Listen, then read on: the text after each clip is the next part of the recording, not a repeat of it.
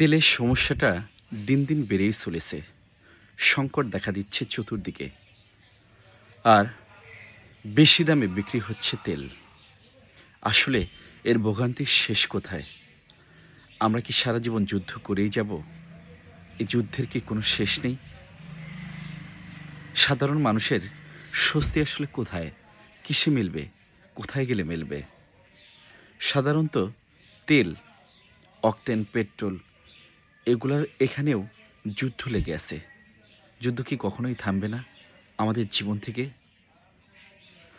আসুন তেল বেশি দামে বিক্রি না করে মজুত না রেখে সাধারণ মানুষের মাঝে বিতরণ করি, সুলভ মূল্যে বিক্রি করি, যাতে সব বাইকার ভাই বোনেরা তেল নিয়ে সুন্দরভাবে বাইক চালাতে পারে।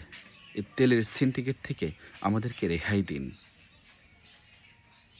কারণ এভাবে কতদিন, কতক্ষণ ঘন্টার পর ঘন্টা লাইনে দাঁড়িয়ে থেকে তেল নিতে হয়, তাও সর্বোচ্চ ১ থেকে ২ লিটার এবং বেশি দামে।